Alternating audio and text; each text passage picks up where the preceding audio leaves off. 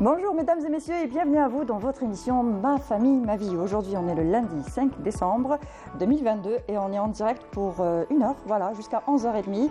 Et si vous voulez nous appeler, vous voulez partager avec nous vos expériences, nous poser des questions, vous pouvez nous appeler au numéro suivant, le 021, voilà. Il va s'afficher aussi en même temps, j'ai un petit trou de mémoire, voilà, 021 23 98 91, 021 23 98 91. Et on commence la semaine très fort avec un sujet très important, la toxicomanie, un fléau dévastateur. Alors on parle aujourd'hui d'addiction pour ne pas stigmatiser les personnes qui consomment des drogues. Il faut savoir que la population algérienne, en Algérie, la population algérienne est formée à plus de 50% de jeunes. Un critère de choix et une cible pour les trafiquants de drogue. Ils sont de plus en plus jeunes à consommer des drogues et souvent des drogues dures. Quand l'addiction est avérée, quand le manque se fait ressentir, les choses se compliquent. Alors, quelle est la prise en charge? Quelle est la prise en charge justement de ces personnes-là qui sont sous l'emprise d'une addiction?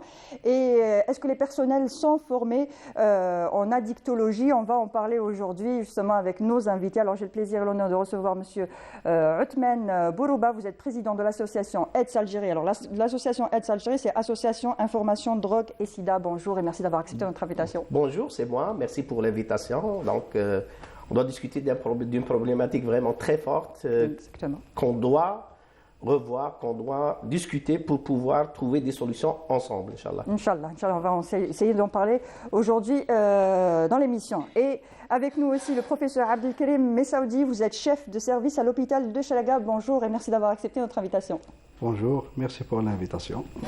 Alors avec nous aussi Wahida Selim-Chérif. Bonjour Wahida. Bonjour Mounia. Ça va, tu vas bien? Alhamdoulilah, tranquille. Alhamdoulilah. Alors dans ta rubrique Oui Cher, tu vas nous parler de comment savoir si notre enfant se drogue et les signes qui doivent nous alerter. Exactement, on va parler de certains comportements justement avec nos professionnels qui peuvent nous alerter sur la consommation. Voilà. Exactement. Et Samira Hadjamar avec sa rubrique Pêle-mêle. Bonjour Samira. Bonjour à tous. Ça va, tu vas bien? Alhamdoulilah, très bien. Alors toi, dans ta rubrique Pêle-mêle, tu vas nous parler des efforts déployés par l'État pour lutter contre la consommation et le trafic de drogue. Oui, alors les efforts déployés par l'État, mais aussi par la société civile, par les centres qui ont été créés par l'État, qui sont encouragés et soutenus, et du cadre légal et de tout ce qui s'est fait ces derniers temps, en fait. Très bien. Voilà. Très bien, alors on peut commencer? Oui. Très bien, alors là, les toxicomanes sont souvent pris pour des délinquants dangereux alors qu'il faut les considérer comme des malades qui font face à une addiction. Pourquoi on parle d'addiction et on ne parle plus de toxicomanie, professeur? Tout simplement, tout d'abord, l'addiction, ou bien la consommation de substances psychoactives est un problème, donc est un fléau social mondial. Mais aussi, c'est une maladie, comme toutes les autres pathologies, c'est une maladie chronique, il faut le savoir. Donc, on n'est plus dans la stigmatisation, il ne faut plus donc voir les patients comme étant des patients à part, mais c'est des patients qui souffrent, qui ont des troubles, liés à cette substance-là, donc qui nécessitent des prises en charge particulières. Donc, il y en a beaucoup de travail, ça nécessite énormément de travail dans leur prise en charge parce que c'est des pathologies chroniques. Donc, il y a aussi, malheureusement, puisqu'on est au mois de décembre, le 1er décembre, nous avons célébré la journée mondiale du sida. Il faut savoir que la consommation, bien, en général, donc ces consommations de drogue, peuvent être comme aussi facteurs ou bien moyens qui peuvent être donc, à l'origine d'infections, notamment de plusieurs pathologies, notamment certaines infections, le sida, bien le virus HIV et des hépatites C qu'on rencontre énormément sur le terrain. Donc tout simplement, c'est une pathologie chronique qu'il faut prendre en charge. Et la spécialité de la dictologie aussi, c'est une spécialité très jeune en Algérie. Donc actuellement, on parle plus de... Il n'y a pas de formation académique de spécialistes en addictologie en Algérie.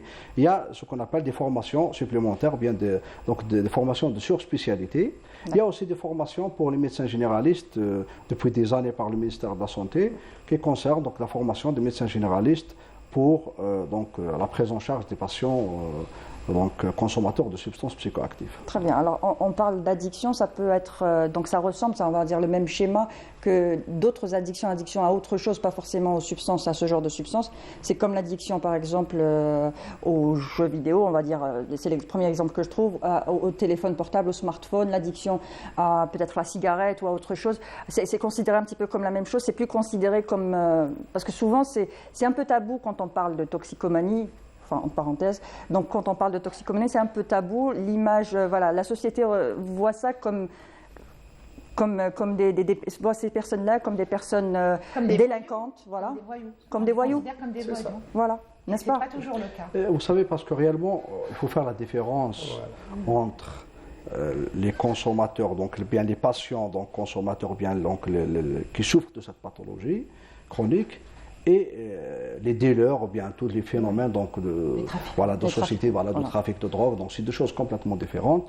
Il faut savoir que parmi les consommateurs, parmi par exemple les patients qu'on reçoit en consultation, qu'on prend en charge, il y a des patients qui sont donc de différentes rangs de la société. Il y a des gens probablement qui ont des pathologies aussi psychiatriques associées, ou bien certains troubles de personnalité, oui.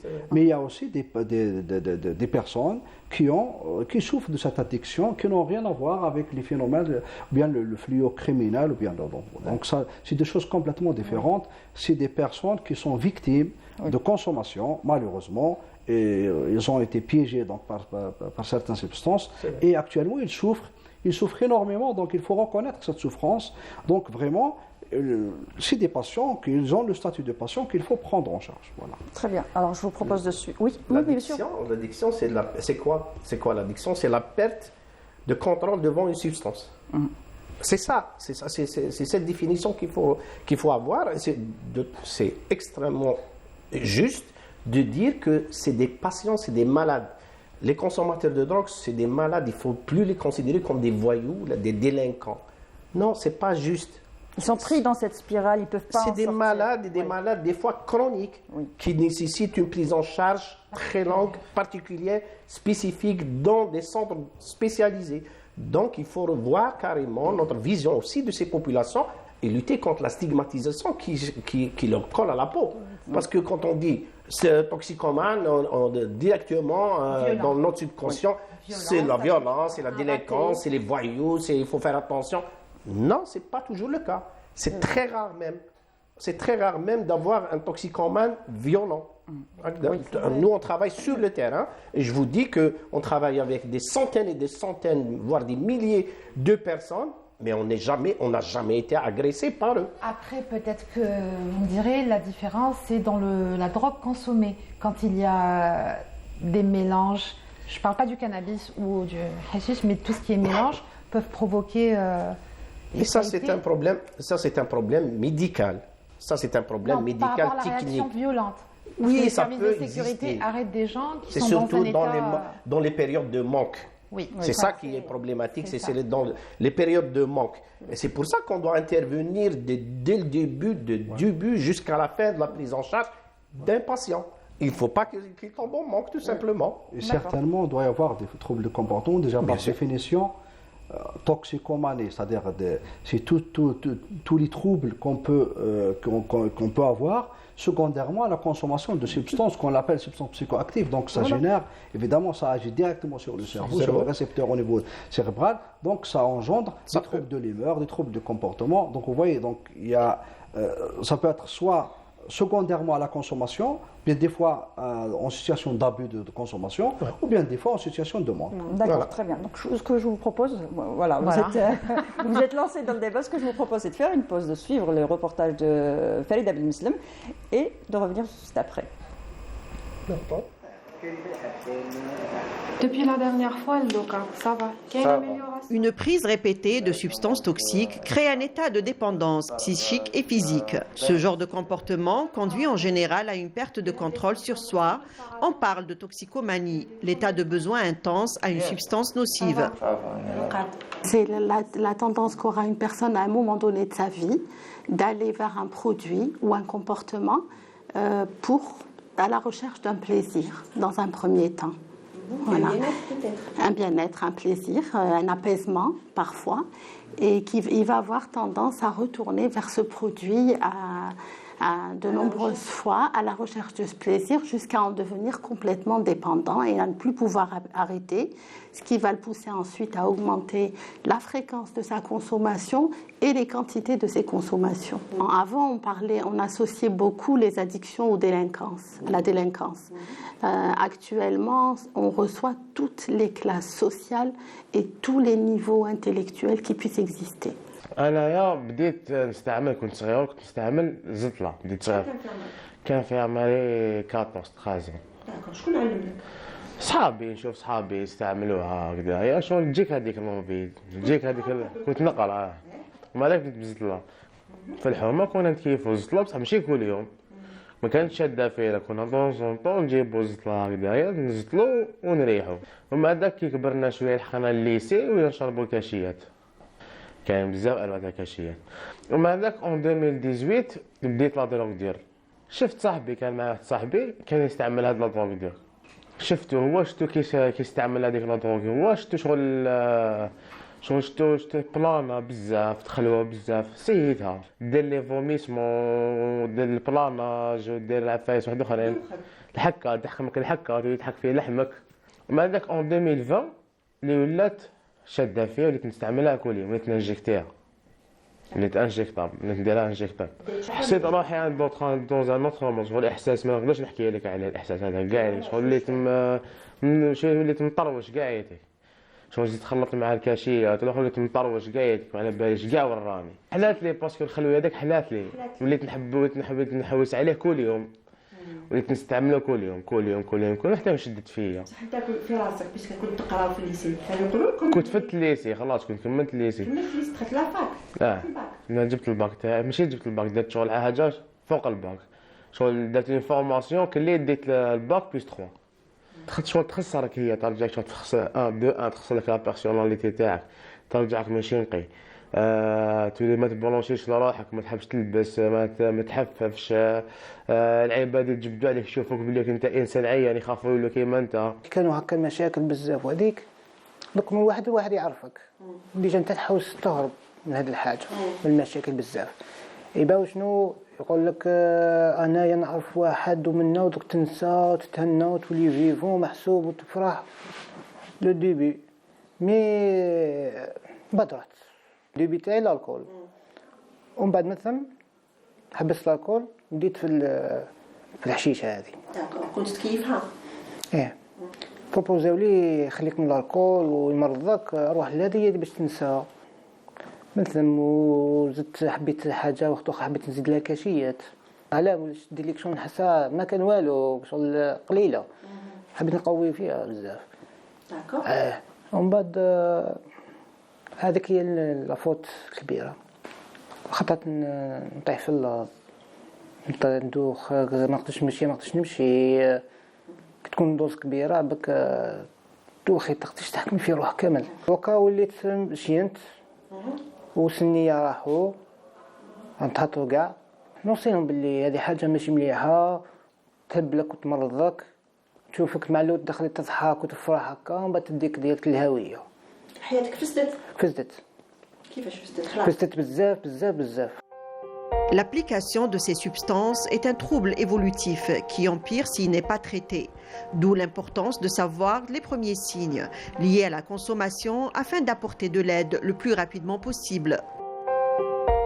Voilà justement les premiers signes. Et quels sont les premiers signes? On va en parler justement avec Wahida Semchif. Comment reconnaître, comment savoir que son enfant se drogue, justement, quels sont les signes qui doivent nous alerter? C'est tout de suite dans la rubrique de Wahida Semchif, juste après le jingle.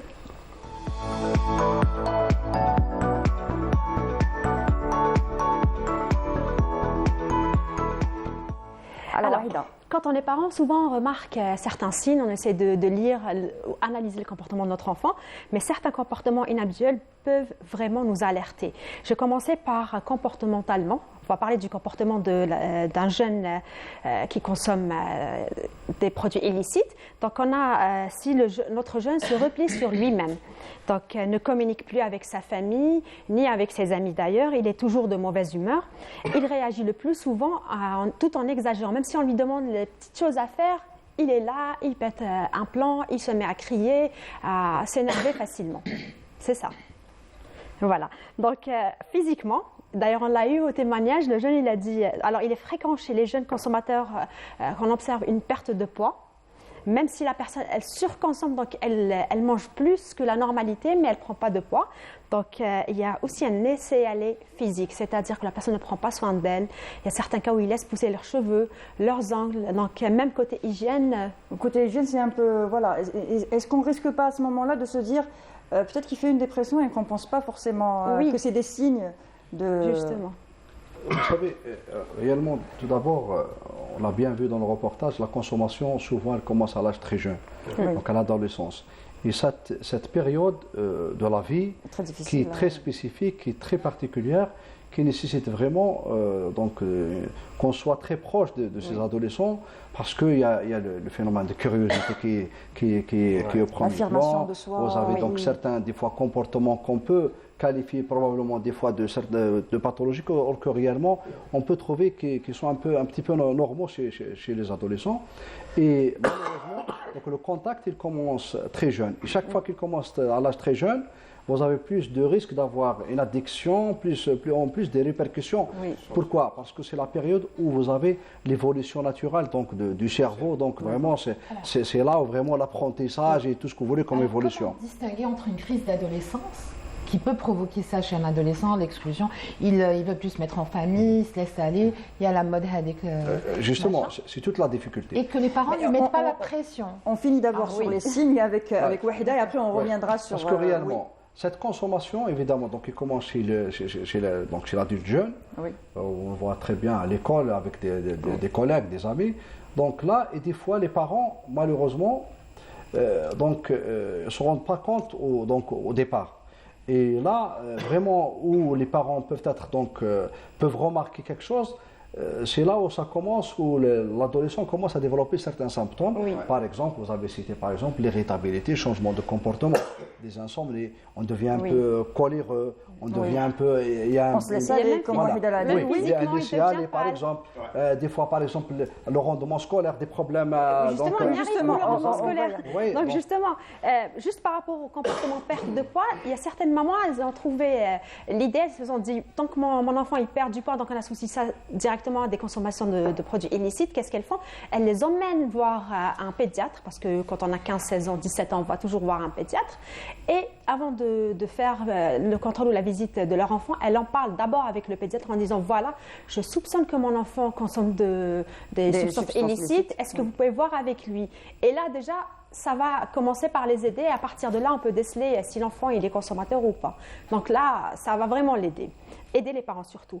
Donc on a dit aussi à l'école, bien sûr, tous, si je me trompe, vous m'arrêtez, tous, ils finissent par avoir un échec scolaire, même s'ils essaient de lutter malgré eux, c'est plus fort qu'eux. Pourquoi? Parce que en consommant des drogues, la mémoire immédiate de la personne qui consomme diminue, ainsi que sa capacité de se concentrer et de faire attention à ce que le professeur leur dit à l'école. Donc, automatiquement, il est out. Même s'il se force, c'est plus possible. N'est-ce pas? Tout à fait, parce que, vous savez, ça dépend aussi de la qualité du produit consommé, mais aussi des quantités des fois. Parce que réellement, cette consommation, automatiquement, j'ai bien dit au départ, ça agit directement sur le système nerveux central, donc sur le cerveau. Donc automatiquement, ça va agir sur les mœurs de l'individu, le comportement, le rendement scolaire. Ça peut créer des problèmes avec des collègues, dans la famille aussi. Mais des fois, qu'on peut pratiquement... Il y a certaines phases ou bien certains comportements qu'on peut rencontrer de manière, dans une phase naturelle, chez un adolescent, sans qu'il soit consommateur. Exactement. Donc, l'idéal, c'est de détecter cette consommation le plus tôt possible. Voilà. Parce que chaque fois qu'on détecte, qu'on a cette possibilité de détecter cette consommation, que les parents détectent cette consommation le plus tôt possible, ça sera on a plus de chances pour prendre en charge. Donc l'idéal, dès qu'on a le moins de petits doutes, c'est d'aller d'emmener son enfant voir son pédiatre, son jeune ado. La première des choses, il faut en parler. La communication. La communication qui est très importante. Parce que le plus important, ce n'est pas d'amener l'enfant à l'école ou bien de... Justement, il y a des parents, ils sont là surveillés à, comment on va dire, entre guillemets, fliquer leurs enfants, alors que peut-être ils ne fument même pas, ils ne font rien du tout. Mais ils leur mettent tellement de pression que l'enfant parfois peut... Tout à fait. La première des choses, il faut être très proche de nos enfants. Ça, c'est très important. Ça dépend aussi de la famille dans laquelle on vit, parce que souvent c'est important la famille, les parents. Il ne faut pas non plus être, paranoïaque, mais il faut plutôt dès le début, dès qu'ils sont jeunes, commencer plutôt à leur parler, et être toujours dans la communication. Communication, il faut construire la relation de confiance avec ses enfants. C'est pas le cas malheureusement. C'est pas toutes les familles qui le font. Et comment faire aujourd'hui en 2022 quand vous avez des enfants qui commencent à se droguer à partir de l'âge de 11 ans. Ça a été dit par la psychiatre du centre de Blida. Bien sûr que ça existe. Un enfant de 11 ans qui arrive à... Ça existe, et bien sûr que ça existe. Et c'est d'où tout l'intérêt de communiquer avec ses enfants, de construire un lien de confiance au sein de la famille, de pouvoir transmettre des valeurs à ses enfants, de pouvoir construire un lien... Briser les tabous dans les familles bien surtout. Bien sûr, essayer de parler le même codage, le même code d'appartenance à ses enfants, de comprendre les comportements de ses enfants. C'est comme ça qu'on peut aider ses enfants et mettre en place une famille, une structure familiale qui peut éventuellement lutter contre les phénomènes addicts. Tout ça, c'est une expérience, c'est une expertise, et tout le monde a la responsabilité d'être au courant de ces problématiques et d'être en mesure de répondre à ces problématiques. C'est un phénomène sociétal généralisé. Mondial. Justement, même socialement, pour rebondir, même socialement, l'adolescent, il change de comportement. D'abord, il commence par changer ses amis. C'est plus les amis d'enfance avec qui il a toujours été. Donc, du jour au lendemain, soit eux, ils se retirent parce qu'ils ne veulent pas être influencés par lui, parce que du jour au lendemain, il devient une mauvaise influence. Et puis, il y a un autre signe, c'est que l'adolescent consommateur, il se met à fréquenter d'autres personnes qui consomment comme lui. Mais il y a toujours un mais, et il a honte, il ne va jamais les présenter à ses parents. Donc, si votre enfant, un jour, il change d'amis et il veut absolument pas vous présenter ses copains, il faut se poser des questions. Voilà, tout simplement. D'autres signes aussi. Il y a le dernier signe que tout le monde a observé, c'est la disparition des objets personnels du consommateur et même chez lui. On commence par vendre. Quand on est en manque et quand les parents se disent on va le punir, on va l'aider, pas le punir à notre manière, on va arrêter de lui donner son argent de poche, qu'est-ce qu'il va faire? Vendre ses objets, ses bijoux, sa montre. Et même parfois, ils volent de chez eux. Il y a eu des témoignages de mamans qui ont dit il a vendu des héritages de ma grand-mère, tout ce qui est en cuivre, donc il l'a vendu au kilo pour des centimes. On voit ça souvent, madame. J'ai lu un témoignage d'une maman, elle a dit une fois on a été, pour une journée on s'est absenté, il a vidé la maison et il a prétendu que c'était un cambriolage. Oui. Voilà, donc... L'idéal justement, c'est d'agir avant d'arriver, avant d'arriver à la consommation soit occasionnelle ou bien d'agir au moment de consommation occasionnelle. Parce que si on arrive à la dépendance, malheureusement après on va gérer les conséquences. C'est ça le problème. Le drame, il est là. Si vous êtes en face d'un enfant qui commence par exemple à vendre et tout ça parce que l'ikhlas il est dans la dépendance. Voilà, c'est bon. Là, c'est dramatique. Il peut passer au crime, à l'agression, oui, bien sûr, au crime. Vous pouvez avoir tout ce que vous voulez comme donc le plus important, c'est la communication, d'être très proche de ces adolescents, mais surtout de les accompagner. C'est l'accompagnement, c'est-à-dire de parler. C'est de discuter calmement et d'essayer de comprendre qu'est-ce qui se passe. Pourquoi il y a un changement de comportement? Pourquoi il y a des difficultés scolaires? Pourquoi il devient agressif? Donc c'est ça le plus important. C'est ce qui manque vraiment, c'est la communication, c'est d'être très proche. Parce que souvent, on est un petit peu dépassé. chacun, voilà, les parents sont dépassés dans le travail et tout ça. Donc, on n'est pas le plus important, essentiel d'envoyer l'enfant à l'école et tout ça. Voilà, et on le nourrit, on l'habille. Si on n'est pas très proche d'essayer de comprendre qu'est-ce qui se passe, d'accompagner votre enfant et tout ça, malheureusement, souvent, ça peut tomber dans le piège de la toxicomanie. Est-ce qu'aujourd'hui, je veux dire actuellement, c'est les mêmes problématiques qui se posaient qu'avant, il y a 10 ans, ou à partir des années 90 ? C'est-à-dire la situation précaire de la famille ou de l'environnement du consommateur, c'est-à-dire qu'une famille à revenus modestes ou qui n'ont pas les moyens, il est chômeur, il ne travaille pas, il n'a pas fait d'études. C'est quoi le profil, on va dire, oui. C'est monsieur tout le monde. Hein. Oui. Moi, je vous dis en tous les cas. Je parle des jeunes. Hein. Je vous dis en tous les cas, en tant qu'association, moi je dis qu'il y a une explosion de l'épidémie à toxicomanie en Algérie. C'est une épidémie de toxicomanie. Oui. C'est un tsunami qui est en train de s'abattre sur l'Algérie, sur les jeunes Algériens. Chacun va le voir devant son quartier. Le quartier d'Yellow, il va voir qu'il y a un problème. Avant, ce n'était pas comme ça. Avant, mais avant on ne pouvait pas s'en procurer aussi facilement. C'était pas disponible et accessible. Voilà. C'était pas aussi accessible. Oui. Écoutez, dans la stratégie de lutte contre la toxicomanie, il y a 2 piliers. Oui. Agir sur l'offre et agir sur la demande. Agir sur l'offre, on ne le fait pas assez bien. Parce que il suffit pas d'avoir. C'est là où je devrais intervenir tout à l'heure pour vous dire que non, l'État, et pas que l'État, la société civile, beaucoup de gens déploient des efforts pour justement lutter contre la. Est-ce que c'est suffisant? Non, je vous parle. On ne sait pas, on attend les résultats des enquêtes. Il y a des enquêtes qui ont été demandées. Moi, je viens du terrain. Je vous parle de quelque chose de visible sur le terrain. C'est pas suffisant. Cette vision était peut-être crédible et réaliste, ça fait 10-15 ans. Elle n'est plus aujourd'hui. On doit revoir carrément notre vision, la vision doit être holistique, une vision stratégique holistique qui prend en charge tous les éléments de prise en charge, pas uniquement la prise en charge médicale et thérapeutique, mais aussi tout ce qui est en amont, c'est surtout la prévention. On va en parler un petit peu plus tout à l'heure dans la rubrique de Samira Hadjamar, pardon. Voilà, de Samira Hadjamar. Mais il faut savoir qu'on commence déjà très jeune, de plus en plus jeune, vous l'avez dit, on l'a vu dans le reportage aussi. Ça fonctionne comment exactement? Parce qu'on commence souvent avec quelque chose qui n'est pas... Et on finit souvent avec des substances plus fortes et plus dangereuses. Le passage logique. Juste pour continuer dans l'idée concernant le phénomène de la toxicomanie. Actuellement, tout d'abord, c'est un phénomène mondial. Ouais. Et tout le monde qui est concerné, parce que c'est un phénomène très complexe. Ouais. Donc, c'est tout le monde qui est concerné à tous les niveaux qui sont concernés par le phénomène de la toxicomanie, soit dans la prévention, soit dans la prévention. Ouais. C'est très important. Certes, il y a un travail qui se fait, ça c'est tout le monde qui le sait. Peut-être il y a des choses qu'il faut renforcer ou bien améliorer.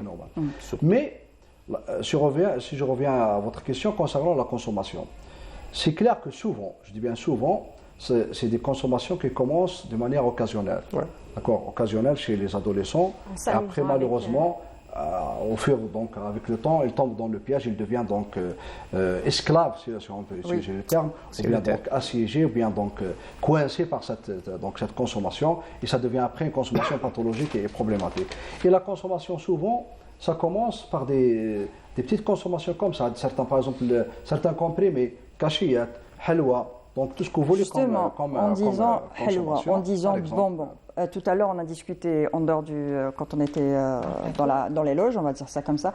Je vous ai montré un produit que je ne vais pas montrer aujourd'hui à l'écran, c'est clair, c'est un produit auquel les enfants sont j'arrive pas à formuler correctement ma phrase.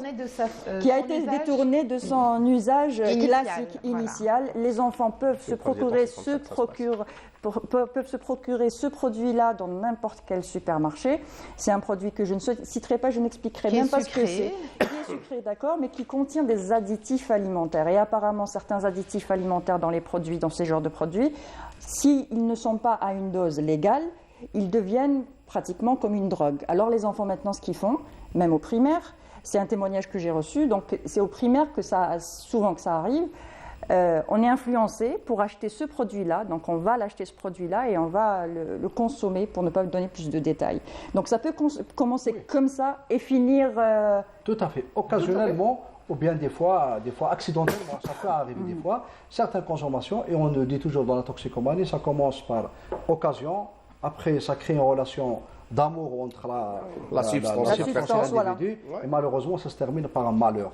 Donc à la fin ça devient très douloureux avec des conséquences dramatiques que vous connaissez tous. C'est un peu ce qui se passe aussi pour la consultation chez le psychologue ou plutôt chez le psychiatre, quand il y a la prescription de médicaments, d'antidépresseurs, voilà, d'antidépresseurs ou d'anxiolytiques. C'est détourné et consommé aussi. C'est aussi détourné de l'usage initial prévu pour. Il y a beaucoup il n'est même pas dans la classification des. Le vrai des problème drogues, actuellement, ce n'est pas ça, madame. Ce n'est pas uniquement les prescriptions. Parce que réellement, le vrai problème, d'ailleurs, on le voit, ça devient un phénomène mondial. Il y a la mondialisation et c'est pour ça que ça circule. Les produits toxiques, ça circule dans tous les sens et les drogues dures deviennent disponibles malheureusement à tous les niveaux, dans tous les pays du monde. Et c'est vrai qu'il y a un travail formidable des services de sécurité qui est fait sur le terrain. Et peut-être des fois, il y a toujours malheureusement des quantités qui arrivent aux consommateurs. Non, mais c'est eux qui le disent. Mais c'est même pas nous, c'est eux qui le disent que tout ce qui est entre parenthèses prix, ça représente que le truc visible de l'iceberg. L'iceberg, c'est beaucoup plus important. Tout ce qu'on ne voit pas est beaucoup plus important que ce qu'on voit. C'est pour ça qu'on voit. Je vous dis, allons-y, sur le terrain, on va voir sur le terrain. Il y a des drogues, il y a de l'héroïne, il y a de la cocaïne, il y a du Subutex détourné. Le Subutex qui est un traitement de substitution aux opioïdes qui est détourné et qui n'est même pas prescrit en Algérie. Il n'y a pas de prescription. Qu'est-ce que c'est, Tchouchna? Tchouchna, c'est l'héroïne. C'est pas un mélange de médicaments. Non, tout est mélangé. Le vrai problème actuel, c'est ça le problème aussi. Le vrai problème actuel, pour continuer concernant donc les prescriptions, c'est les consommations. Actuellement, on voit des consommations à des drogues dures. Mais c'est ce qui se vend dehors. Et souvent, on trouve des consommations à des complexes, donc des mélanges, qu'on ne connaît même pas c'est quoi. Après, vous pouvez avoir n'importe quelle complication et n'importe quel comportement. C'est ça le programme et des consommations des fois. On parle du comportement, les femmes et les hommes. Oui, bon. Allez, Wahida, ensuite Samira. Dans les comportements, ma question est partie, hein, mais dans les consommateurs, chez consommateurs, il y a plus de femmes ou d'hommes? Oui, et les comportements, c'est comment? Il y a une différence? Alors, je peux vous citer un exemple du terrain. Actuellement, dans les urgences, je dis bien psychiatriques, non pas d'addictologie, dans les urgences psychiatriques, si je prends notre exemple, nous avons la majorité, plus de 50%, voire jusqu'à 70% des patients qu'on reçoit au niveau des urgences, tout d'abord c'est des jeunes avec souvent une comorbidité toxique. Donc ils ont reçu au niveau des urgences pour des troubles psychiatriques. Je dis des troubles psychiatriques en général, ça peut être de simples troubles jusqu'à des troubles de comportement, agressivité, tout ce que vous voulez comme trouble. Et souvent, malheureusement, on trouve une comorbidité toxique. C'est-à-dire, ça peut être soit c'est des comportements dus à une consommation toxique, ou bien carrément, il y a deux pathologies différentes, psychiatriques et addictives. Pour vous dire que l'ampleur et les répercussions sur l'individu. Et souvent, les comportements qu'on voit, dans les urgences, vous allez recevoir tout ce qui est troubles de comportement, agitation, insomnie, anxiété, activité, tout ce que vous voulez délire, tout ce que vous voulez comme symptômes. Mais en consultation, chez les patients suivis en addictologie, on reçoit aussi des symptômes, par exemple, qui sont liés à l'état de manque ou bien des symptômes de sevrage, tout ce que vous voulez, comment c'est troubles anxieux, tout ce que vous voulez. C'est plus les femmes ou les hommes? Comment? Tout le monde est touché. Femmes ou hommes? Madame, tout le monde est touché. Touché, enfants, femmes et hommes. C'était par la nature de consommation, en fait. Est-ce que les femmes consomment des drogues différentes des hommes? Les jeunes filles, on va dire, des jeunes garçons. Ou c'est les mêmes, ou c'est... souvent, c'est les mêmes molécules qui existent. Non, par rapport à l'intensité, par rapport à la dangerosité, par rapport à la... Vous savez, des fois, ça commence... La vulnérabilité, peut-être par rapport à certaines consommations. Peut-être que c'est par rapport à certaines consommations occasionnelles au début. Mais à la fin, la finalité, c'est la même chose. Par exemple, vous savez, Ce qui est malheureusement, ce qui est vraiment touchant pour nous, c'est de recevoir des jeunes au stade de complication. Donc, ils viennent avec dans des situations. Il faut revenir à la prévention. À la prévention, plusieurs années. Malheureusement, le parent pauvre de la stratégie. Avec des complications. Mais ça commence souvent avec ce qu'on dit, n'est-ce pas, Wahida, Justement, on parle souvent des drogues douces, des drogues dures, mais finalement, la finalité, elle se ressemble. Moi, j'ai vu certains chercheurs, ils disent arrêtons d'appeler drogue douce parce qu'au final, ils se ressemblent. Quand on dit, c'est justement ce que disait Wahida, quand on dit drogue douce, on a l'impression que ce n'est pas si grave. C'est le cannabis. Mais c'est ça le piège. C'est ça le piège. Réellement, moi-même, je n'aime pas ce mot. Réellement, c'est vrai que sur le plan scientifique, on peut les classer douces ou bien moins graves et graves, tout ce que vous voulez comme classification. Mais le plus important, c'est quoi? C'est que ces consommations qu'on peut appeler soi-disant douces ou bien moins graves, qui peuvent, et souvent c'est que ça commence comme ça, ça peut arriver, c'est une évolution. C'est le passage logique. Donc le problème, il est là. Certains pays prescrivent le cannabis en thérapeutique, en médecine de... Vous savez, pour les gens qui ont souffert des cancers. Mais bien sûr. Pour arrêter par exemple la morphine, c'est donc plus grave, on leur donne après la possibilité, où ils sont en fin de vie aussi, en fin de vie on leur permet... Ça c'est un truc thérapeutique. Donc du cannabis en Hollande, aux Pays-Bas, on peut consommer, acheter, on ne peut pas produire, mais on peut consommer et acheter, c'est autorisé. De nature, nous avons beaucoup de substances qui ont un effet thérapeutique, ça c'est clair. D'ailleurs, même la découverte de certaines substances, ça a été au départ dans un cadre thérapeutique. Vous avez évoqué par exemple les morphiniques, ça c'est clair, notamment chez les cancéreux, tout ça là où il y a la douleur atroce, très difficile, il y a des prescriptions, mais des prescriptions dans un cadre médical et non pas une déviation de ces consommations. Un détournement de l'usage, un misusage de ces produits. Quelles sont les stratégies thérapeutiques pour se détacher de ces produits? Souvent on dit la volonté, mais on sait très bien que dans ce genre de cas, la volonté ne suffit pas. Alors, pour parler de la thérapeutique... Après, on reviendra sur la sensibilisation. Oui, justement. Il faut tout d'abord, juste pour citer le mot, passer par la prévention. Parce que réellement, la meilleure prise en charge de la toxicomanie, c'est la prévention. La prévention, ça passe par D'accord. Alors, la prévention passe par la sensibilisation, mais le souci, la question que je vous pose, est-ce que... Pas uniquement, pas la sensibilisation. La communication. C'est la communication pour le changement de comportement. La communication, mais il faut savoir comment communiquer. Spécifiques. Justement, il faut savoir comment communiquer avec chaque tranche d'âge, comment ça va communiquer avec les enfants les plus jeunes. Est-ce qu'il y a des stratégies qu'il faut changer? Parce que là, souvent, c'est des adultes qui parlent aux enfants et souvent, à l'adolescence, on est du genre à ne pas écouter, on va s'affirmer. Est-ce que ce ne serait pas mieux de passer par des programmes télé, on va dire des dessins animés, des pièces de théâtre, ce genre de choses, tout ce qui peut marcher? Tout ce qui peut marcher maintenant, tous les canaux doivent être utilisés. Parce que le phénomène a pris tellement d'ampleur que tout le monde est responsable pour pouvoir agir et casser la dynamique de cette épidémie, je le dis, je l'assume, de cette épidémie de toxicomanie. Maintenant, tout le problème, on est en train de discuter sur la prise en charge. Mais la prise en charge, ça veut dire... Pour moi, elle vient... Il ne faut pas arriver à la prise en charge. C'est trop tard. D'accord, il ne faut pas arriver à la prise en charge. Déjà que, premièrement, avec tous les efforts qui sont fournis au jour d'aujourd'hui, c'est tellement dépassé. C'est tellement dépassé. Le professeur est là pour vous dire qu'il est submergé par les patients. Submergé par les patients. Et un seul centre référent au niveau d'Alger. Est-ce que c'est suffisant? Moi, je vous dis, avec une étude validée, estimation des tailles validée, des UDI, des usagers de drogue injectables validés par le ministère de la Santé, on a à peu près 6000 injecteurs sur la place d'Alger. Qu'est-ce qu'ils prennent en charge? C'est quoi qu'on prise en charge? C'est rien. C'est pour ça que je vous dis qu'on doit tout revoir. Toute la dynamique de la lutte contre la toxicomanie doit être revue. Tous les intervenants doivent revoir leur copie, y compris nous en tant qu'association. Tout le monde, c'est-à-dire même nous en tant qu'association, on doit revoir carrément nos modes d'intervention, comment intervenir, comment faire élargir notre plan d'action. Parce qu'il ne faut pas oublier, c'est des activités spécifiques.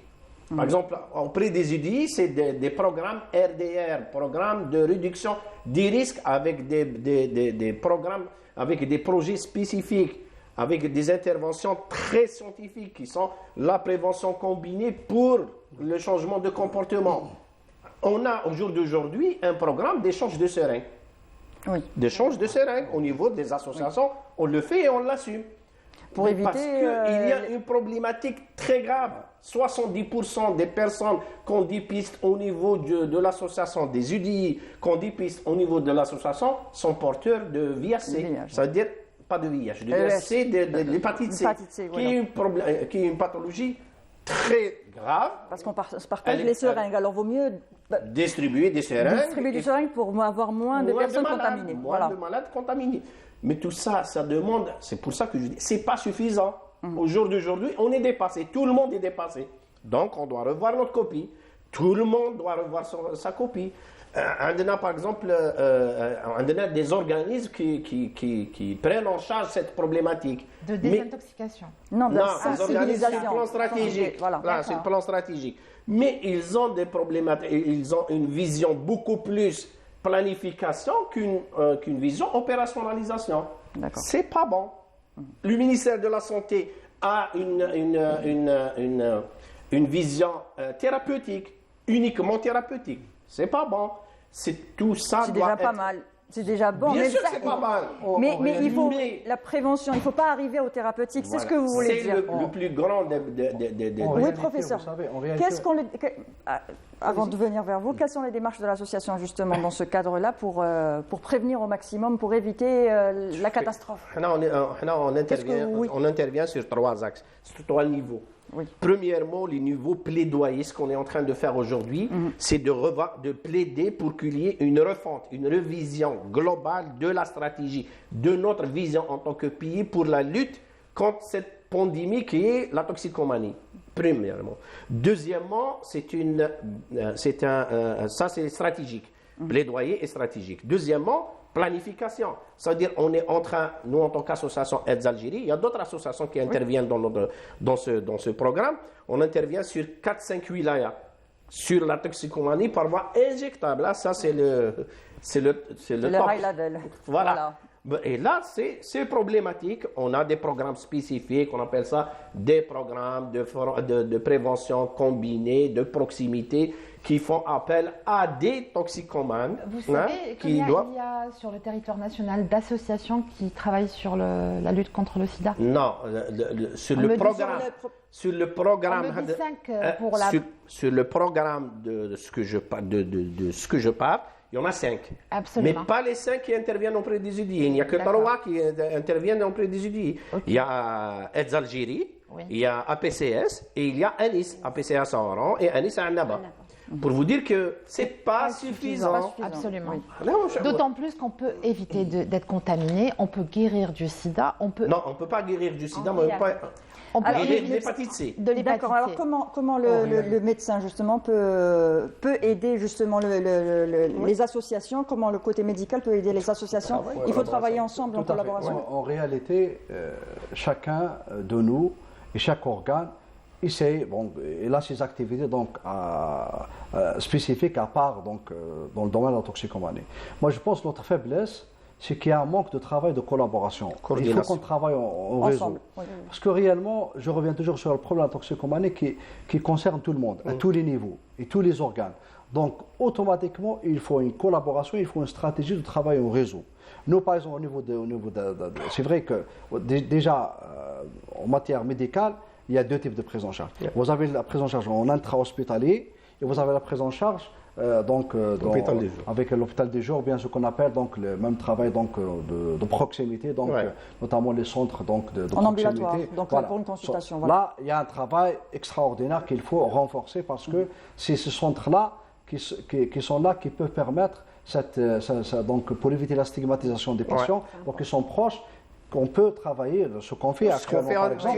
Donc on le fait en collaboration, on s'appelle souvent, donc on se voit pour essayer de prendre en charge des patients ensemble. Mais parce que le plus important, c'est pas par exemple la cure de désintoxication. On peut hospitaliser un patient, on fait les cures, il n'y a pas de problème. Voilà, tout d'abord il ne faut pas arriver. Mais il y a autre chose, après Voilà. Une fois le patient pris en charge à l'hôpital, après à la sortie, comment faire pour renforcer cette prise en charge, pour faire que cette personne ne retombe pas. Donc, il y a le travail des soins dans les centres de proximité, mais vous avez aussi le travail en collaboration avec les associations. Il faut continuer à accompagner le malade, parce que c'est un malade. Il faut l'accompagner après aussi. C'est des patients une attention particulière et un accompagnement sur le terrain. Parce que les problèmes, vous savez, une fois que vous avez pris en charge un patient, c'est bon, vous avez réussi votre sevrage, mais le problème après, à la sortie, malheureusement, il va tomber dans le vide. Oui. Parce qu'il y a d'autres problèmes, d'autres facteurs de stress, de vie qui vont intervenir. Il faut savoir que la rechute n'est pas une fatalité. Mais bien sûr, ça fait partie. On l'a dit dès le départ, c'est une maladie chronique. Donc, il va évoluer par poussée, rémission, bien rechute. C'est tout à fait normal. Mais le plus important pour nous, d'abord, c'est de contrôler cette consommation, mais aussi, c'est de faire durer au maximum cette accalmie ou bien cette rémission, si on peut l'appeler. Donc, et le travail doit se faire en collaboration avec il faut qu'il soit accompagné sur le terrain pour combler le vide, pour lutter contre ce stress au quotidien. Parce que, écoutez, vous savez, vous allez enlever une substance. Il y a un vide. Et ce vide-là, si on ne le comble pas, automatiquement, on va être comblé par autre chose, d'autres phénomènes, bien d'autres substances aussi. Très bien. Alors maintenant, nous allons parler des efforts déployés par l'État pour lutter contre la consommation et le trafic de drogue. Et c'est avec Samira Hadj Amar pour sa rubrique Pêle-mêle.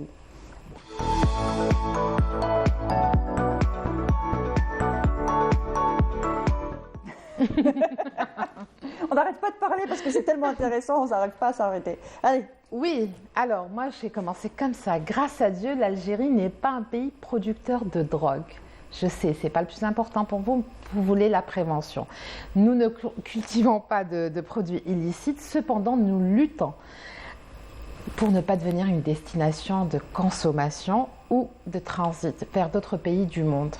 Alors, on a un point faible et il est très grave. On est voisin avec un pays qui est considéré par l'Office des Nations Unies comme le premier producteur de cannabis et de psychotropes, Peut-être le premier, en tout cas il figure parmi, j'ai fait un petit classement, on l'a fait, je te l'ai montré. Le premier c'est l'Afghanistan, le deuxième c'est le Maroc. Il y a une proximité qui fait que ça nous pose à nous un grave problème, ça nous met en vulnérabilité, même si les services de sécurité, que ce soit les douanes, le ministère de la Défense au niveau des frontières, même avec les services, la DGSN a à peu près, je crois, 54 centres à travers le pays, avec des centres régionaux. Il y a des brigades canines qui ont été on va dire, créées. Il y a tout un travail qui est fait. Il y a le bilan du ministère de la Défense tous les mercredis qui nous dit le nombre de saisies. Il y a effectivement des saisies régulières. Jusqu'à hier, il y a eu encore des saisies de drogue. Voilà. Donc, pour vous dire, le Maroc cultive sur 52 000 hectares et il emploie plus de 100 000 personnes à cette économie. Il y a souvent des saisies au niveau de Tlemcen et ça nous pose à nous un problème en Algérie. Voilà, tout ça pour dire que l'Algérie déploie de gros efforts pour faire face par tous les moyens possibles. Et ça a commencé dès le début des années 70 où l'Algérie a adhéré à la Convention unique sur les stupéfiants ainsi qu'au protocole en 1965, en 1972 et 2003. Une convention sur les psychotropes aussi, donc elle a adhéré. Nous avons adhéré en 1978 et aux Nations Unies contre le trafic illicite des stupéfiants et de substances psychotropes en 1995. Alors la politique de santé, et c'est là où c'est important, à partir de 1992, et c'est là où il y a eu, on va dire, le début des études, les sondages, ils sont allés dans les prisons, ils ont vu les jeunes, ils ont fait on va dire, des années sur les jeunes qui étaient emprisonnés en Algérie pour voir s'ils étaient consommateurs. Il y a eu la création d'une commission de lutte contre la drogue et la toxicomanie. En 1996, il y a eu le premier centre de soins et de prévention aux toxicomanes à Blida. En 1998, le Comité national de lutte contre la toxicomanie est né. Il est créé par le ministère de la Santé. Voilà. Et il y a l'Office national de lutte contre la drogue et la toxicomanie, installé aussi sous la tutelle du ministère, mais lui a dans son comité 14 secteurs. Il n'y a pas uniquement le ministère de la Santé. Ça ne suffit pas. On va rebondir juste après. Nous avons un appel téléphonique, on va prendre un appel téléphonique. C'est Mohamed qui nous appelle. Bonjour Mohamed. Bonjour. Ça va, vous allez bien? Ça va, alhamdoulilah. Alhamdoulilah. Alors vous nous appelez pour nous parler de votre fils. Alors, c'est quoi le problème, c'est quoi le souci exactement? تسمحي لي نهضر بالعربيه. Bien sûr هذا بالعربيه وي المهم نعاونوك سي البلوز امبورطون. انا فقدت له طروطه. فقدت له متوخر. كي فقدت له كان حب يحبسها. كان يشرب بالكاشيات والحشيشه. وي. حب يحبسها ولا اغريسيف. تريز اغريسيف. داكوغ واش درتو؟ بعد بالتكلخ كيما حاولنا فيها ندور الطبيب ما حبش حتى واحد صاحبو تفاهمت معاه صاحبو انتيم كلخلوه هداه ربي اداه للطبيب بدا يشرب في الدواء طبيب طريبو بسيكياتر ما نهضرش اسمه بدا يتحسن كي شافو بدا يتحسن بدلو واحد الدواء كي بدلوه وصلوا دي زيفي سكوندار دابري لوي على رجليه عاد ما يقدرش يوقف عليها. داكوغ. حبس الدواء ما حبش يزيد يولي للطبيب ولا نقص لاغريسيفيتي هذيك مي عاود كي حبس الدواء الى روشيتي عاود ولا اغريسيف. داكوغ. ودرك رانا نحاولوا فيها باي يولي للطبيب وما حبش كاش ما تعطونا طريقه كيفاش. دوك البروفيسور راح يعطينا دي سوليسيون يعطيك طريقه بالك باش يعاونك باش pour sauver votre fils inchallah. Inchallah ما يكون غير الخير. Merci beaucoup, merci pour votre témoignage. Oui. Oui, je pense que j'ai bien compris que son fils souffre d'une consommation de substances, mais aussi apparemment il y a un trouble psychiatrique donc associé. Et là, elle a bien dit, donc il est suivi, il est pris en charge par un psychiatre, mais malheureusement, ça ce qu'on rencontre souvent, si le patient présente des effets secondaires, automatiquement il va arrêter le médicament. Donc là, ce que je peux le conseiller, il doit revoir son médecin traitant pour revoir, soit il va changer de molécule, ou bien carrément revoir les doses, probablement bon, pour essayer d'améliorer. Mais il y a aussi un autre travail qu'il faut faire avec le patient. Parce que regardez bien que le patient, une fois qu'il a présence des effets secondaires, donc il ne veut plus consommer le médicament. Oui. Donc là, c'est aussi, il y a tout un travail à faire avec le patient pour essayer un peu d'arriver. Si il veut changer de médecin, où est-ce qu'il pourrait se diriger pour passer le message? Si aujourd'hui on arrive à convaincre justement son fils de changer de médecin, d'aller ailleurs, où le citoyen est libre de choisir son médecin. Non, mais quelle structure je ne sais pas où est-ce qu'il est exactement. Comme par exemple. Nous, tous les cas, nos portes sont ouvertes pour tous les patients. Il y a 45 centres. Oui. Voilà. Les CISA. Les CISA, il y en a les CISA. Il y a 45. Voilà. C'était dans ma clinique. Et normalement, il devrait y en avoir 53. Il devrait y en avoir à peu près dans toutes les villes. Ce n'est pas suffisant. Ce n'est pas suffisant, je suis d'accord avec vous. Mais ce qui est important, déjà ce travail qui a été créé par le ministère de la Santé et cette implantation des CISA à travers donc, le territoire national, parce que réellement, c'est ça. Il faut qu'on favorise la prise en charge ambulatoire. C'est ça le plus important, pour éviter d'arriver à l'hospitalisation. Parce que l'hospitalisation, en quelque sorte, si on peut l'appeler, c'est un échec. C'est un échec la prise en charge. Donc, vous hospitalisez un patient, tout d'abord ça a un coût, mais aussi il peut avoir des répercussions. Parce qu'une fois, quand il est hospitalisé, il est enfermé, on va dire en quelque sorte. Il n'est pas exposé directement, mais une fois sorti en extérieur, il n'est plus... Vous savez, le problème, ce n'est pas l'enfermement. Voilà. Si on arrive à l'hospitalisation, c'est que la situation des patients qu'il exige. Parce que réellement, si on hospitalise le patient, parce que probablement soit il est bien motivé, mais il n'arrive pas à arrêter, ou bien carrément des fois, il présente des complications, soit psychiatriques, soit somatiques, vous voyez. Donc, on essaye de faire de notre mieux pour éviter l'hospitalisation. Voilà. Mais dans ce cas-là, apparemment, le patient présente donc, une comorbidité toxique et psychiatrique. Il faut qu'il soit pris en charge, même aussi pour prendre en charge les effets secondaires des médicaments. Donc, il peut se diriger vers Chalaga, par exemple, pour une consultation, pour être pris en charge. Il peut revoir son médecin traitant, bien dans un établissement s'il ne veut pas, justement, parce que son fils ne veut plus aller voir le médecin. Ce qu'il était en train de nous expliquer. Le professeur vous le dit d'une façon... oui. Mais moi, je veux le dire, parce que moi, associatif, je n'ai aucun problème. Ils sont submergés par des patients. Oui. Ils sont submergés par les patients. Est-ce qu'ils peuvent venir voir une association? Oui, bien sûr qu'ils peuvent. Il y a le centre de Bouchaoui aussi. Il y a beaucoup de CISAM, mais on doit... Quel que soit le nombre de malades. C'est vrai que souvent on connaît des patients, notamment au niveau des urgences, mais nos portes sont ouvertes pour tous les patients. Oui. Vous savez, je vais vous dire une chose. On reçoit des patients de toute l'Algérie. Est-ce que c'est normal? De toute l'Algérie. Bon, on comprend des fois des patients qui veulent soit changer d'institution, bien autre chose, mais on ne pourra jamais refuser un malade les soins. Donc on est toujours disponible pour c'est pour ça que moi, en tous les cas, en tant qu'association, on plaide pour qu'il y ait une généralisation, une offre de soins beaucoup plus importante par rapport aux chiffres.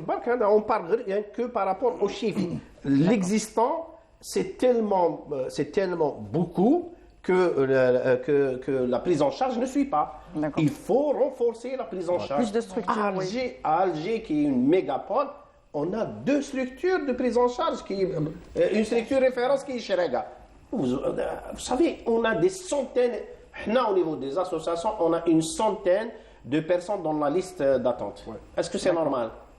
Pour une prise en charge. Mais il y a une chose, c'est que tous les patients reçus ne le sont pas. Voilà. C'est-à-dire qu'on essaie de prendre en charge maximum et je pense qu'il peut ramener son fils sans aucun problème. Merci. Oui, ça m'est. Voilà, alors juste pour dire qu'une loi existe, c'est une loi, mais avant ça, depuis des années, donc des associations, des centres, tout ça, demandent à ce que le statut donc, du consommateur change, exactement. Du consommateur qui...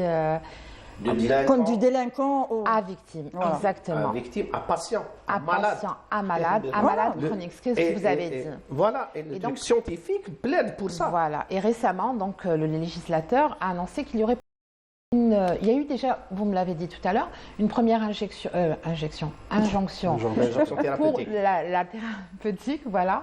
Et dans quelques mois, je pense que de textes de loi vont passer et il y aura à ce moment-là ce qui préconise le législateur, c'est qu'une fois que la personne est arrêtée, le consommateur est arrêté, il est préférable d'avoir un internement thérapeutique dans un centre au lieu de l'envoyer en prison. Parfois, c'est pour... les peines de prison prévues pour les consommateurs sont de 2 mois à 2 ans et selon c'est au cas par cas toujours, la gravité, ça passe au double. C'est aussi quand on administre à un mineur et les personnes aux besoins spécifiques, ça passe aussi au double. Voilà, bref, il y a des amendes, tout ça.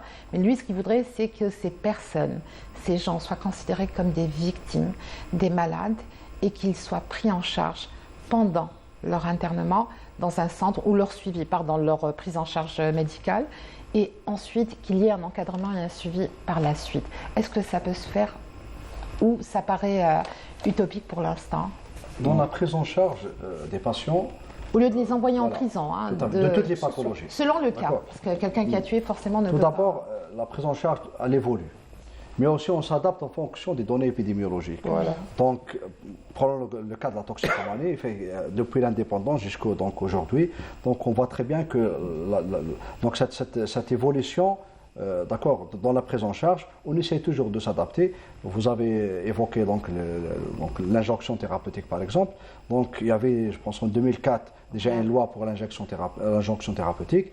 Actuellement, il y a au niveau des ministères, on a installé récemment le Comité national de lutte contre les addictions et qui est en train de travailler pour faire des propositions concernant plusieurs lois, mais aussi une stratégie nationale en matière de prise en charge des addictions en général et de la toxicomanie, mais aussi il faut y penser aussi à la prise en charge au niveau carcéral. Donc pour les prisons, il y a aussi des patients toxicomanes qui sont incarcérés, donc il faut qu'ils soient pris en charge. Et l'injonction thérapeutique est un moyen pour, en quelque sorte, qui va permettre à certaines catégories pour leur offrir des soins dans un cadre bien défini, qui pose un problème bien défini. Voilà, et il y a eu aussi une recommandation du législateur déjà de collecter les informations, les données auprès des écoles et des centres universitaires pour les consommateurs, et de pouvoir ensuite envisager une tout à fait, mais il y a une chose. Ce travail a été confié au CRASC, donc au centre de recherche. Il y a une chose qu'il faut faire très attention, que des fois, souvent, on fait pas la différence entre consommation occasionnelle et toxicomanie, bien addiction. Parce que réellement, souvent, on voit certains chiffres comme ça que les gens disent, voilà, il y a tel... Réellement, il faut vraiment que ce soit des études bien planifiées, bien codifiées, bien menées sur le terrain pour essayer d'avoir un profil ou bien des prévalences concernant en matière de toxicomanie, addiction, et non pas les prises occasionnelles, donc, parce que c'est deux choses complètement différentes. Si je peux intervenir sur deux axes qui sont la prise en charge et tout ce qui est loi et réglementation. Il a mis l'accent aussi sur la prévention et la sensibilisation. C'est pas suffisant. Oui. C'est tout ce que je suis en train de dire, qu'on est dépassé par le phénomène. Toutes ces lois étaient peut-être valables, ce fut 10 ans. Elles seront adaptées. Mais elles doivent être adaptées maintenant aux besoins spécifiques de la situation du jour d'aujourd'hui. L'injonction thérapeutique, moi, en tant qu'association, je n'y adhère pas, parce que par rapport aux droits humains, comment on peut obliger une personne à se traiter? Pour moi, en tous les cas, pour moi, c'est un non-sens. Mais il n'y a pas de souci. Même sur ça, ça n'a pas été utilisé. Est-ce que tous les magistrats ont utilisé cet aspect pour justement ne pas emprisonner les jeunes? Les jeunes consommateurs, vraiment jeunes, ils n'ont pas à être en prison. Les consommateurs, c'est des malades, ils n'ont pas à être en prison. Ils doivent être dans une prise en charge. Inch'Allah. Inch'Allah. Merci. En tout cas, c'est une recommandation. Voilà. Merci à vous tous d'avoir participé. Monsieur Othman Bourouba, vous êtes président de l'association AIDS Algérie. Merci encore d'avoir participé. C'est moi. Professeur Abdelkarim Messaoudi, vous êtes chef de service à l'hôpital de Chalaga. Merci encore. Wahida Salim Sherif, merci pour tes informations. Et Samira Hadjamar, merci aussi pour tes informations. Merci à vous tous. C'était très intéressant. Et on remercie l'équipe, en particulier Fetiha Fares. Bien sûr, heureusement, sans cette équipe, bien sûr, sans l'équipe qui est derrière, les techniciens, tous ceux qu'on ne voit pas. On n'a jamais l'occasion de leur dire. Exactement. L'émission ne serait pas ce qu'elle est aujourd'hui, c'est clair, c'est net et précis. Et je vous donne rendez-vous demain à 10h30, pareil, pour un sujet un peu plus léger.